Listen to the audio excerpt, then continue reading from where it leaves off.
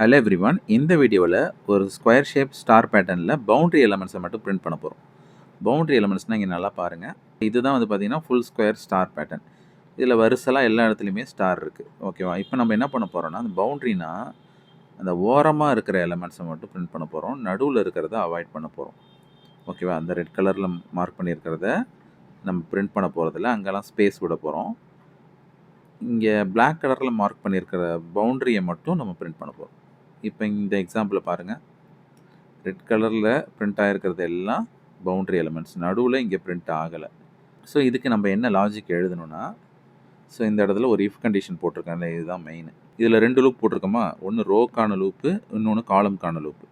ஐ வந்து ரோக்கு, ஜே வந்து காலம்க்கு. இஃப் கண்டிஷனில் என்ன செக் பண்ணுறோன்னா, ஐயோட வேல்யூ ஒன்றா இருக்கணும், இல்லைனா ஈக்குவல் டு என்னாக இருக்கணும். என் வந்துட்டு இந்த நம்பர் ஆஃப் ரோஸ் யூசர் வாங்குவோம்ல அது. அதே போல் ஜேவோட வேல்யூவும் ஒன்றா இருக்கணும், அல்லது ஜேவோட வேல்யூ ஈக்குவல் என்னாக இருக்கணும். இது 4த்தில் ஏதாச்சும் ஒன்று சாட்டிஸ்ஃபை ஆகணும். நம்ம உள்ளே போட்டிருக்கிறது எல்லாமே ஆர் ஆப்ரேட்டர். அப்போ ஆறுனாலே இந்த இஃப் கண்டிஷனில் ஏதாவது ஒன்று ட்ரூவாக இருந்தாலும் நமக்கு அவுட்புட்டில் இந்த ஸ்டார் பிரிண்ட் ஆகும்.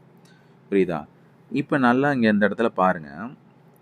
ஃபஸ்ட்டு இருக்கிறது ரோவோட இண்டெக்ஸு, செகண்ட் இருக்கிறது காலமோட இண்டெக்ஸு. ஓகேவா? அப்போ இது வந்துட்டு ஃபஸ்ட் ரோ ஃபஸ்ட் காலம் சொல்லணும், first row second column, first row third column, first row fourth column அப்படின்னு சொல்லணும். அதே போல் நெக்ஸ்ட் லைனில் இது second row first column, second row second column, second row third column, இது செகண்ட் ரோ ஃபோர்த் காலம், இந்த மாதிரி இது போயிட்டுருக்கும். இப்போ நல்லா பாருங்கள், இங்கே இஃப் கண்டிஷனில் ஐயோட வேல்யூ ஈக்குவல் ஒன்றா இருக்கணும்னு சொல்லியிருக்கேன்னா, அப்போ ஐனாலே ரோ. இப்போ ரோவில் பாருங்கள், இங்கேயும் ஃபஸ்ட் ரோ, இங்கேயும் ஃபஸ்ட் ரோ, இங்கேயும் ஃபஸ்ட் ரோ, இங்கேயும் ஃபஸ்ட் ரோ. அப்போது இந்த ஃபஸ்ட்டு இஃப் கண்டிஷன் மேட்ச் ஆகும் இந்த 4 ஸ்டாருக்குமே. அதனால் இந்த 4 ஸ்டார் பிரிண்ட் ஆகிடும். அதே போல் இந்த சைடில் கவனிங்க,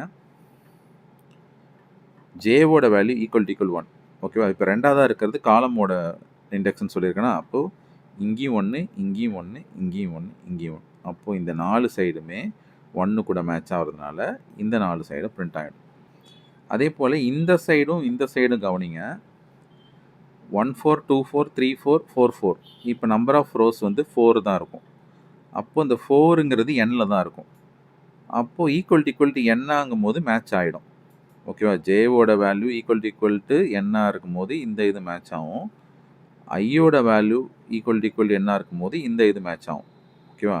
ஐ தான் ஃபஸ்ட்டு வர்றது, ஜே தான் செகண்ட் வர்றது.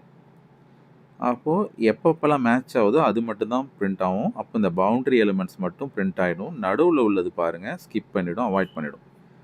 ஏன்னா இதில் ரெண்டுமே ரோவோட இண்டெக்ஸும் 2 தான் இருக்குது, காலமோட இண்டெக்ஸும் 2 தான் இருக்குது. அப்போது ஒன்றாவும் இல்லை, என்னோட வேல்யூவாகவும் இல்லை. அப்போ எதுவுமே இந்த இஃப் கண்டிஷனில் மேட்ச் ஆகாது. மேட்ச் ஆகாதுன்னா இந்த 4 இடத்த மட்டும் ஸ்கிப் பண்ணிடும். இப்போ இந்த லாஜிக்கை அப்படியே பைத்தான் ப்ரோக்ராமாக மாற்றிருக்கோம். இப்போ யூசர் கிட்ட இது இன்புட்டாக சைஸை வாங்கி எண்ணில் வச்சாச்சு. அதுக்கப்புறம் ரோக்கு ஒரு லூப்பு, காலம்க்கு ஒரு லூப்பு, அதுக்கப்புறம் ஒரு இஃப் கண்டிஷன் போட்டு ஸ்டாரை பிரிண்ட் பண்ணுறோம். எல்ஸ் பிளாக்ல ஸ்பேஸை பிரிண்ட் பண்ணுறோம். இப்போ இந்த ப்ரோக்ராமை ரன் பண்ணுறேன். சைஸ் கேட்குது, நான் வந்து 4 கொடுக்குறேன். பவுண்ட்ரி மட்டும் கரெக்டாக பிரிண்ட் ஆகிருக்கேன். இப்போ நெக்ஸ்ட்டு ரீரன் பண்ணுறேன். இந்த வாட்டி சைஸ் வந்து 5 கொடுக்குறேன். கரெக்டாக